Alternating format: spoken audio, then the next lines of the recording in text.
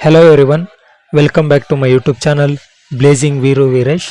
ಸ್ನೇಹಿತರೆ, ಎಲ್ಲರಿಗೂ ಕನ್ನಡ ರಾಜ್ಯೋತ್ಸವದ ಹಾರ್ದಿಕ ಶುಭಾಶಯಗಳು. ನಿಮಗೆಲ್ಲರಿಗೂ ತಮ್ಮನೇಲಿ ನೋಡಿದ ತಕ್ಷಣ ಗೊತ್ತಾಗಿರುತ್ತೆ. ಈ ಒಂದು ವಿಡಿಯೋದ ಮುಖಾಂತರ ನಿಮಗೆಲ್ಲರಿಗೂ ನಾನು ಮಹಾವಿಷ್ಣುವಿನ ವಿಶ್ವರೂಪ ದರ್ಶನವನ್ನು ಮಾಡಿಸ್ತಾ ಇದ್ದೀನಿ. ಈ ಒಂದು ಮಹಾವಿಷ್ಣುವಿನ ವಿಶ್ವರೂಪದ ಒಂದು ಸ್ಟ್ಯಾಚು ಎಲ್ಲಿದೆ ಅಂದರೆ ಶ್ರೀ ಕೋದಂಡರಾಮಸ್ವಾಮಿ ದೇವಸ್ಥಾನದಲ್ಲಿದೆ. ಶ್ರೀ ಕೋದಂಡರಾಮಸ್ವಾಮಿ ದೇವಸ್ಥಾನ ಈಜಿಪುರ. ಈ ಒಂದು ಪ್ರದೇಶಕ್ಕೆ ಶ್ರೀನಿವಾಗಿಲು ಅಂತ ಕೂಡ ಹೇಳ್ತಾರೆ. ದೇವಸ್ಥಾನ ಬೆಳಗ್ಗೆ 6 ಗಂಟೆಯಿಂದ ರಾತ್ರಿ 9 ಗಂಟೆವರೆಗೂ ಓಪನ್ ಇರುತ್ತೆ. ನೀವು ಯಾವುದೇ ದಿನದಲ್ಲಿ ಈ ಒಂದು ಸಮಯದೊಳಗಡೆ ಹೋದರೆ ಈ ಒಂದು ಕೋದಂಡರಾಮಸ್ವಾಮಿ ದೇವಸ್ಥಾನದ ದರ್ಶನವನ್ನು ಕೂಡ ಪಡೆಯೋದು. ಅದರ ಜೊತೆ ನಿಮಗೇನು ಕಾಣಿಸ್ತಿರುವಂತಹ ಒಂದು ವಿಡಿಯೋದಲ್ಲಿ ಕಾಣಿಸ್ತಿರುವಂಥ ಅತಿ ದೊಡ್ಡ 108 ಅಡಿಯ 650 ಟನ್ ಭಾರ ಇರುವಂತಹ ಮಹಾವಿಷ್ಣುವಿನ ವಿಶ್ವರೂಪದ ದರ್ಶನವನ್ನು ಕೂಡ ನೀವು ಪಡಿಬೋದು. ಮೊದಲಿಗೆ ದೇವಸ್ಥಾನಕ್ಕೆ ನೀವು ಹೇಗೆ ರೀಚ್ ಆಗ್ಬೋದು ಅನ್ನೋದನ್ನು ತಿಳಿಸ್ಕೊಡ್ತೀನಿ. ನೀವು ಸಪೋಸ್ ಪ್ರೈವೇಟ್ ವೆಹಿಕಲಲ್ಲಿ ಹೋಗ್ತಿದ್ದೀರಾ ಅಂದರೆ ಸ್ವಲ್ಪ ದೂರದಲ್ಲಿ ನೀವು ಕಾರ್ ಪಾರ್ಕ್ ಮಾಡಬೇಕಾಗುತ್ತೆ. ಯಾಕಂದರೆ ದೇವಸ್ಥಾನದ ಹತ್ರ ನಿಮಗೆ ಪಾರ್ಕಿಂಗಿಗೆ ವ್ಯವಸ್ಥೆ ಇಲ್ಲ. ರೋಡು ತುಂಬ ಚಿಕ್ಕದಾಗಿದೆ, ಕಂಜೆಸ್ಟೆಡ್ ಆಗಿದೆ. ಸೊ ಹಾರ್ಡ್ಲಿ ನೀವು 2 ವೀಲರ್ನ ಪಾರ್ಕ್ ಮಾಡ್ಬೋದು. ಸಪೋಸ್ ನೀವು 4 ವೀಲರಲ್ಲಿ ಬರ್ತಾ ಇದ್ದೀರಾ ಅಂದರೆ ದೇವಸ್ಥಾನದ ಹತ್ರ ಪಾರ್ಕಿಂಗ್ ಇಲ್ಲ. ಸ್ವಲ್ಪ ಮುಂದೆ ನೀವು ಬಸ್ ಸ್ಟ್ಯಾಂಡ್ ಹತ್ರ, ಈಜಿಪುರ ಬಸ್ ಸ್ಟ್ಯಾಂಡ್ ಹತ್ರ ಸ್ವಲ್ಪ ಜಾಗ ಇರುತ್ತೆ. ನೀವು ಅಲ್ಲೋಗಿ ಪಾರ್ಕ್ ಮಾಡಿ ನಡ್ಕೊಂಡು ಬರಬೇಕಾಗತ್ತೆ. ಸಪೋಸ್ ನೀವು BMTC ಬಸ್ಸಿಂದ ಬರ್ತಿದ್ದೀರಾ ಅಂದರೆ ಮೆಜೆಸ್ಟಿಕ್ಕಿಂದ ಕೂಡ ಬರ್ಬೋದು, ಇಲ್ಲಾಂದರೆ ಶಿವಾಜಿನಗರದಿಂದ ಬರ್ಬೋದು, ಇಲ್ಲಾಂದರೆ ಇಂಡಿಯನ್ ಎಕ್ಸ್ಪ್ರೆಸ್ಸಿಂದ ಕೂಡ ಬರ್ಬೋದು. ಈ 3 ಪ್ರದೇಶದಿಂದ 141E ಅನ್ನೋ ಒಂದು ಬಸ್ ಬರುತ್ತೆ. ಆ ಒಂದು ಬಸ್ಗೆ ಹತ್ಕೊಂಬಂದರೆ ಈಜಿಪುರ ಬಸ್ ಸ್ಟಾಪಿಗೆ ಸ್ಟಾಪ್ ಕೊಡ್ತಾರೆ. ಈಜಿಪುರದಿಂದ ಈ ಒಂದು ದೇವಸ್ಥಾನ ಒಂದು ಹಾರ್ಡ್ಲಿ ಒಂದು 200 ಮೀಟ್ರಿಂಗ್ ಇರುತ್ತೆ. ಸೊ ನೀವು ವಾಕೇಬಲ್ ಡಿಸ್ಟೆನ್ಸ್ ನಡ್ಕೊಂಡೇ ಬರ್ಬೋದು. ಮೊದಲಿಗೆ ದೇವಸ್ಥಾನದ ಈ ದೇವಸ್ಥಾನಕ್ಕೆ ಹೇಗೆ ರೀಚ್ ಆಗಬೇಕು ಅನ್ನೋದು ನಾನು ಹೇಳಿದ್ದೀನಿ. ಈ ದೇವಸ್ಥಾನದ ಒಂದು ವಿಶೇಷತೆ ಹೇಳ್ಬಿಡ್ತೀನಿ. ಈಗ ನೀವೇನು ವಿಡಿಯೋದಲ್ಲಿ ನೋಡ್ತಿರೋ ಹಾಗೆ ಈ ಒಂದು ಮಹಾವಿಷ್ಣುವಿನ ವಿಶ್ವರೂಪ ದರ್ಶನದ ಒಂದು ಸ್ಟ್ಯಾಚು ಈ ಒಂದೇ ಕಲ್ಲಲ್ಲಿ ಕೆತ್ತಿದ್ದಾರೆ. ಇದು ಸುಮಾರು 108 ಅಡಿ ಎತ್ತರ ಇದೆ ಹಾಗೂ 650 ಟನ್ ಭಾರ ಇದೆ. 650 ಟನ್ ಅಂದರೆ ಒಂದು KG ಕನ್ವರ್ಟ್ ಮಾಡಿದ್ರೆ 6,50,000 kg ಆಗುತ್ತೆ. ಇಲ್ಲಿ ಪಕ್ಕದಲ್ಲೇ ಒಂದು TV ಒಂದು ಡಿಸ್ಪ್ಲೇ ಹಾಕಿದ್ದಾರೆ. ಆ ಡಿಸ್ಪ್ಲೇನಲ್ಲಿ ಈ ಒಂದು ಸ್ಟ್ಯಾಚು, ಈ ವಿಗ್ರಹವನ್ನು ಹೇಗೆ ತಂದರು ಟ್ರ್ಯಾಲಿ ಮುಖಾಂತರ ತೋರಿಸಿದ್ದಾರೆ. ಇದು ತುಂಬ ಒಂದು ಸಾಹಸ ಅಂತಲೇ ಹೇಳ್ಬೋದು. ಯಾಕೆಂದರೆ ಈ ಬೆಂಗಳೂರು ಅಂತ ಒಂದು ದೊಡ್ಡ ಟ್ರಾಫಿಕ್ ಇರುವಂಥ ಒಂದು ಪ್ರದೇಶದಲ್ಲಿ ಇಷ್ಟು ದೊಡ್ಡ ಭಾರವಾದ ಒಂದು ವಿಗ್ರಹವನ್ನು ತರೋದು ಅಷ್ಟು ಸುಲಭದ ಮಾತಲ್ಲ. ಬಟ್ ಅಲ್ಲಿ ವಿಡಿಯೋದಲ್ಲಿ ಡಿಸ್ಪ್ಲೇ ಆಗ್ತಿರುತ್ತೆ ಅವ್ರು ಯಾವ ರೀತಿ ಸೇಫ್ಟಿ ಮೆಜರ್ಸ್ನ ತಗೊಂಡು ಯಾವ ರೀತಿ ಟ್ರಾಲಿ ಎಲ್ಲ ಬಳಸಿ ಈ ಒಂದು ವಿಗ್ರಹವನ್ನು ತಂದು ಇಲ್ಲಿ ಪ್ರತಿಷ್ಠಾಪನೆ ಮಾಡಿದ್ದಾರೆ ಅಂತ ಹೇಳಿ ತೋರಿಸಿದ್ದಾರೆ. ಸೊ ನೀವು ಆ ದೇವಸ್ಥಾನಕ್ಕೆ ಹೋದರೆ ವಿಡಿಯೋ ನೋಡಿ ತಿಳ್ಕೊಬೋದು. ಹಾಗೆ ಇಲ್ಲಿ ಈ ವಿಷ್ಣುವಿಂದು ವಿಶ್ವರೂಪ ಇರುವಂಥ ಒಂದು ವಿಗ್ರಹ ಮಾತ್ರ ಅಲ್ಲ, ಇನ್ನು ಅನೇಕ ಸಣ್ಣ ದೇವಸ್ಥಾನಗಳೆಲ್ಲ ಇದೆ. ಇದು ಒಂದು ಆಂಜನೇಯನ ದೇವಸ್ಥಾನ ಆಗಿರುತ್ತೆ. ಇಲ್ಲಿ ನವಗ್ರಹ ದೇವಸ್ಥಾನ ಇದೆ, ಶಿವಲಿಂಗ ಇದೆ, ಗಣಪತಿ ಇದೆ, ಆಮೇಲೆ ಸುಬ್ರಹ್ಮಣ್ಯ ಸ್ವಾಮಿ ದೇವಸ್ಥಾನ ಇದೆ, ಸರ್ಪ ಕುಟುಂಬ ಇದೆ, ವರಾಹ ಸ್ವಾಮಿ ಇದೆ, ನರಸಿಂಹಸ್ವಾಮಿ ಇದೆ. ಹೀಗೆ ಅನೇಕ ಸಣ್ಣ ಪುಟ್ಟ ದೇವಾಲಯಗಳು ಕೂಡ ಇಲ್ಲಿ ಕಾಣ್ಬೋದು. ಹಾಗೆ ಇಲ್ಲಿ ಒಂದು ವಿಶೇಷ ದರ್ಶನ ಬೇಕು ಅಂದರೆ ದೇವರ ಒಂದು ವಿಶ್ವರೂಪ ಇರುವಂಥ ಸ್ಟ್ಯಾಚು ಇರೋ ಕಡೆ ನೀವು ಅಲ್ಲೇ ಹತ್ತಿರದಲ್ಲಿ ಹೋಗಿ ದೇವರ ಪಾದ ಸ್ಪರ್ಶ ಮಾಡಿ ದೇವರನ್ನ ಹತ್ತಿರದಿಂದ ಕಣ್ ತುಂಬ್ಕೊಬೇಕು ಅಂದರೆ ಅದಕ್ಕೆ ವಿಶೇಷವಾಗಿ 100 ರೂಪಾಯಿ ದರವನ್ನು ನಿಗದಿಪಡಿಸಿದ್ದಾರೆ. ನೀವೆಲ್ಲ ಅಲ್ಲಿ ನೋಡ್ತಿರ್ಬೋದು, ಮೇಲ್ಗಡೆ ಜನ ಓಡಾಡ್ತಿದಾರಲ್ಲ, ಅವರೆಲ್ಲ 100 ರೂಪಾಯಿದು ವಿಶೇಷ ದರ್ಶನದ ಟಿಕೆಟ್ನ ತಗೊಂಡು ಅಲ್ಲಿ ಮೇಲ್ ಹೋಗಿ ದೇವರ ಪಾದವನ್ನು ಮುಟ್ಬೋದು. ಅಲ್ಲಿ ಹತ್ರ ಹೋಗಿ ಹತ್ತಿರದಿಂದನೇ ಈ ವಿಶ್ವರೂಪ ದರ್ಶನವನ್ನು ಪಡಿಬೋದು. ಹಾಗೆ ದೇವರ ಪಾದವನ್ನು ಕೂಡ ಮುಟ್ಟು ಬರ್ಬೋದು. ಸೊ ಅದನ್ನು ನೀವೆಲ್ಲ ಯಾರು ಬೇಕು ಅಂತ ಅನಿಸಿದರೆ ಅದಕ್ಕೆ 100 ರೂಪಾಯಿದು ಸಪ್ರೇಟ್ ಟಿಕೆಟ್ ತೊಗೊಬೇಕಾಗತ್ತೆ. ಅದು ಬೇಡ, ನಮಗೆ ದೂರದಿಂದನೇ ದೇವ ದರ್ಶನ ಮಾಡ್ತೀವಿ, ಆಗ ಇನ್ನು ಅದನ್ನು ಈಗೇನು ಹೇಳಿದ್ನಲ್ಲ ನವಗ್ರಹ ಆಗಿರ್ಬೋದು, ಆಂಜನೇಯ ಆಗಿರ್ಬೋದು, ಆ ದೇವರ ದರ್ಶನವನ್ನು ನೀವು ಪಡಿತೀನಿ ಅಂತ ಅನ್ನೋದಾದರೆ ಅಡ್ಡಿ ಇಲ್ಲ. ಅದಕ್ಕೆ ಯಾವುದೇ ರೀತಿಯಂಥ ಟಿಕೆಟ್ ಇರಲ್ಲ, ಉಚಿತವಾಗಿ ಇಲ್ಲಿ ಸುತ್ತಮುತ್ತ ಇದನ್ನು ಹೇಳಿದ್ನಲ್ಲ ಅದೇ ವಿಡಿಯೋ ಡಿಸ್ಪ್ಲೇಯಲ್ಲಿ ಬರ್ತಿರುತ್ತೆ. ಯಾವಾಗಲೂ ನೀವು ಈ ದೇವರನ್ನು ಹೇಗೆ ರೋಡ್ ಮುಖಾಂತರ ಈ ಟ್ರಾಲಿಗಳನ್ನು ಬೆಳೆಸಿ ತೊಗೊಂಬಂದರು, ಹಾಗೆ ಇಲ್ಲಿ ಹೇಗೆ ಪ್ರತಿಷ್ಠಾಪನೆ ಮಾಡಿದ್ರು ತೋರಿಸಿದ್ದಾರೆ. ನೀವು ಅಲ್ಲಿ ನೋಡ್ಕೊಬೋದು. ಯಾಕೆಂದರೆ ಅದು ಸಾಹಸವಾಗಿ ತುಂಬ ಒಂದು ಚಾಲೆಂಜಿಂಗ್ ಇದ್ದದನ್ನು ಮಾಡಿದ್ದಾರೆ ಅವರು.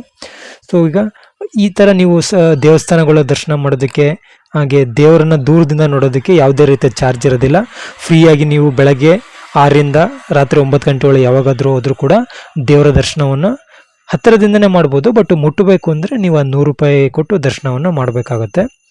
ಈ ಒಂದು ವಿಷ್ಣುವಿನ ವಿಶ್ವರೂಪದ ಒಂದು ಬ್ಯಾಕ್ಗ್ರೌಂಡ್ ಹೇಳಬೇಕಪ್ಪ ಅಂದರೆ ಈಗೆಲ್ಲ ಕೇಳ್ಬೋದು, ಏನಿದು ವಿಶ್ವರೂಪ ಅಂದರೆ ದೇವರಿಗೆ 10 ತಲೆಗಳು ಕಾಣಿಸ್ತಿದೆ, ಏನು ಇದ್ರ ಬಗ್ಗೆ ಮಾಹಿತಿ ಕೊಡಿ ಅಂತ ಹೇಳಿದರೆ, ಈ ವಿಶ್ವರೂಪ ಅಂದರೆ ವಿಷ್ಣುವಿನ ಒಂದು ವಿಶ್ವರೂಪ ಅಂದರೆ ಏನಪ್ಪ ಅಂದರೆ ಬ್ರಹ್ಮಾಂಡದ ಪ್ರತಿಯೊಂದು ವಸ್ತುವಿನಲ್ಲೂ ವ್ಯಕ್ತವಾಗುವ ವಿಷ್ಣುವಿನ ರೂಪ ಅಂತ ಅರ್ಥ, ಅಥವಾ ಇದು ವಿಷ್ಣುವಿನ ಒಂದು ಅತಿ ದೊಡ್ಡ ವಿಶ್ವರೂಪ ಅಂತ ಕೂಡ ಹೇಳ್ತಾರೆ. ಈ ರೂಪದಲ್ಲಿ ಬ್ರಹ್ಮಾಂಡದ ಸಂಪೂರ್ಣತೆಯನ್ನು ಒಳಗೊಂಡಿದೆ. ಹಾಗೆ ನಾವೆಲ್ಲ ಒಂದು ಪುರಾಣದಲ್ಲಿ ನೋಡೋದಾದ್ರೆ ಈ ಒಂದು ಮಹಾಭಾರತದ ಕುರುಕ್ಷೇತ್ರ ಸಮಯದಲ್ಲಿ ಶ್ರೀಕೃಷ್ಣ ಅರ್ಜುನನಿಗೆ ತನ್ನ ಒಂದು ವಿಶ್ವರೂಪವನ್ನು ಪ್ರದರ್ಶನ ಮಾಡ್ತಾನೆ. ಸೊ ಅದನ್ನ ನೋಡಿದ ಮೇಲೆ ಅರ್ಜುನ ಒಂದು ಯುದ್ಧ ಮಾಡೋದಕ್ಕೆ ಇಳಿಯೋದು. ಸೊ ಅದು ಕೂಡ ಈ ಒಂದು ವಿಶ್ವರೂಪದ ಒಂದು ಭಾಗ ಕೂಡ. ಹಾಗೂ ಈ ಒಂದು ವಿಶ್ವರೂಪದಲ್ಲಿ ಏನೇನು ನಾವು ಕಾಣ್ಬೋದಪ್ಪ ಅಂದರೆ, ಈ ಒಂದು ವಿಷ್ಣುವಿನ ವಿಶ್ವರೂಪದಲ್ಲಿ ಸೂರ್ಯ ಮತ್ತು ಚಂದ್ರಗಳು ಈ ಒಂದು ವಿಷ್ಣುವಿನ ಕಣ್ಣುಗಳಾಗಿ ಕಾಣಿಸುತ್ತೆ, ಭೂಮಿ ಪಾದಗಳಾಗಿ ಕಾಣುತ್ತೆ, ಸ್ವರ್ಗ ತಲೆಯಾಗಿ ಕಾಣಿಸುತ್ತದೆ. ಹಾಗೆ ಈ ರೂಪದಲ್ಲಿ ದೇವತೆಗಳು, ಋಷಿಗಳು, ವಿವಿಧ ಶಕ್ತಿಗಳು ಮತ್ತು ಸಂಪೂರ್ಣ ಬ್ರಹ್ಮಾಂಡವನ್ನು ಕೂಡ ಈ ಒಂದು ವಿಷ್ಣುವಿನ ಒಳಗಡೆ ಒಂದು ಅಡಕವಾಗಿದೆ ಅಂತ ಹೇಳ್ತಾರೆ. ಈ ಒಂದು ವಿಶ್ವರೂಪವನ್ನು ಸಂಪೂರ್ಣ ಬ್ರಹ್ಮಾಂಡದ ಒಂದು ವೈಶಿಷ್ಟ್ಯತೆಗಳು ಏನೇನಿದೆ ಇದೆಲ್ಲ ಒಂದು ವಿಷ್ಣುವಿನ ಒಳಗಡೆನೆ ಇದೆ. ಅಂದರೆ ವಿಷ್ಣುವಿನ ಒಂದು ಬ್ರಹ್ಮಾಂಡ ಅನ್ನೋ ರೀತಿ ಇದು ತೋರಿಸಲಾಗುತ್ತೆ ಈ ಒಂದು ವಿಗ್ರಹದ ಮುಖಾಂತರ. ಹಾಗೆ ಇದು ಒಂದು ವಿಷ್ಣುವಿನ ಒಂದು ಪರಮೋನ್ನತ ಸ್ವರೂಪ ಅಂತ ಕೂಡ ಹೇಳ್ತಾರೆ. ಅಂದರೆ ಇದೇ ಒಂದು ಹೈಯೆಸ್ಟ್ ಪೀಕಲ್ಲಿರುವಂಥ ಒಂದು ವಿಷ್ಣುವಿನ ಸ್ವರೂಪ ಇದು. ಸೊ ಈ ಒಂದು ವಿಷ್ಣುವಿನ ಒಂದು ಪರಮೋನ್ನತ ಸ್ವರೂಪದಲ್ಲಿ ವಸುಗಳಾಗಿರ್ಬೋದು, ಮರುತರಾಗಿರ್ಬೋದು, ಯಕ್ಷರಾಗಿರ್ಬೋದು, ಗಂಧರ್ವರು ಹಾಗೂ ಅಪ್ಸರೆಯಂತಹ ವಿವಿಧ ದೇವತೆಗಳು, ಜೀವಿಗಳು ಈ ಒಂದು ವಿಷ್ಣುವಿನ ದೇಹದಲ್ಲಿ ಅಡಕವಾಗಿದೆ ಅಂತ ಒಂದು ವೈದಿಕ ಗ್ರಂಥಗಳಲ್ಲಿ ಮತ್ತು ಪುರಾಣಗಳಲ್ಲಿ ಉಲ್ಲೇಖ ಮಾಡಿದ್ದಾರೆ. ಹಾಗೆ ಇದರಲ್ಲಿ ವಿಷ್ಣುವಿನ ಒಂದು ಪೀಕ್ ಅನ್ನೋ ಥರ ತೋರಿಸಿದ್ದಾರೆ. ಅಂದರೆ ವಿಷ್ಣುವಲ್ಲಿ ಎಲ್ಲ ವೈದಿಕ ಗ್ರಂಥಗಳಾಗಿರ್ಬೋದು, ಯಾಗಗಳೆಲ್ಲ ಎಲ್ಲ ಕೂಡ ಅವನಲ್ಲೇ ಸೇರಿದೆ ಅಂತ ಕೂಡ ಇಲ್ಲಿ ಹೇಳ್ತಾರೆ. ಅಂದರೆ ಈ ಒಂದು ಬ್ರಹ್ಮಾಂಡದ ಹುಟ್ಟು ಮತ್ತು ಸಾವು ಎರಡು ಕೂಡ ವಿಷ್ಣುವಿನ ಕೈಯಲ್ಲಿರುತ್ತೆ. ಹಾಗೂ ವಿಷ್ಣುವಿನ ಇದು ಎಲ್ಲವೂ ಆಲ್ರೆಡಿ ಅವರ ಒಂದು ಒಳಗಡೆ ಇದೆ ಅನ್ನೋದು ಕೂಡ ಈ ಒಂದು ವಿಶ್ವರೂಪದ ಮುಖಾಂತರ ಇಲ್ಲಿ ತೋರಿಸಿದ್ದಾರೆ. ಈ ಒಂದು ನೀವು ವಿಷ್ಣುವಿನ ಸ್ಟ್ಯಾಚ್ಯೂನ ಹತ್ತಿರದಿಂದ ನೀಟಾಗಿ ಅಬ್ಸರ್ವ್ ಮಾಡೋದಾದ್ರೆ ಈ ಒಂದು ವಿಷ್ಣುವಿನ ವಿಗ್ರಹ ಕೆಳಗಡೆ ಒಂದು ಆಮೆ, ಅಂದರೆ ಕೂರ್ಮ ಆಮೆಯ ಮೇಲೆ ಕೂತಿರುವಂಥ ವಿಗ್ರಹ ಇದು. ಕೆಳಗಡೆ ದೊಡ್ಡದಾಗಿ ಆಮೆ ಇದೆ. ಹಾಗೆ ಇಲ್ಲಿ ಅಕ್ಕಪಕ್ಕ ಆನೆಗಳು ಕೂಡ ಇದೆ ಸಪೋರ್ಟಿಗೆ. ಸೊ ಆಮೆ ಪಕ್ಕ ಆನೆಗಳಿದ್ದಾವೆ. ಆನೆ ಮೇಲೆ ವಿಷ್ಣುವಿನ ಒಂದು ವಿಶ್ವರೂಪ 108 ಅಡಿಯ ಬೃಹತ್ತಾಕಾರದ ಒಂದು ವಿಗ್ರಹ ನಿಂತಿದೆ. ಈ ಒಂದು ಬೃಹತ್ತಾಕಾರದ ವಿಶ್ವರೂಪದ ವಿಗ್ರಹದಲ್ಲಿ 10+11 ತಲೆಗಳಿದೆ. ಒಂದು ವಿಷ್ಣುವಿನ ತಲೆ, ಇನ್ನು 10 ಆ ಕಡೆ 5 ಈ ಕಡೆ 5 ವಿಷ್ಣುವಿನ ದಶಾವತಾರದ ತಲೆಗಳಂತ ಉಲ್ಲೇಖ ಮಾಡ್ತಾರೆ. ಈ ಒಂದು ದಶಾವತಾರದ ಯಾವ್ದು ತಲೆಗಳಂದ್ರೆ ಒಂದು ಮತ್ಸ್ಯ, ಕೂರ್ಮ, ವರಾಹ, ನರಸಿಂಹ, ವಾಮನ, ಪರಶುರಾಮ, ರಾಮ, ಕೃಷ್ಣ, ಬುದ್ಧ ಮತ್ತು ಕಲ್ಕಿ ಈ ಒಂದು 10 ಅವತಾರಗಳ ತಲೆಗಳನ್ನು ಈ ಒಂದು ವಿಷ್ಣುವಿನ ವಿಶ್ವರೂಪದಲ್ಲಿ ಕಾಣ್ಬೋದು. ಈ ಒಂದು 10 ಅವತಾರಗಳಿಗೂ ಒಂದೊಂದು ಕಥೆಗಳಿದೆ.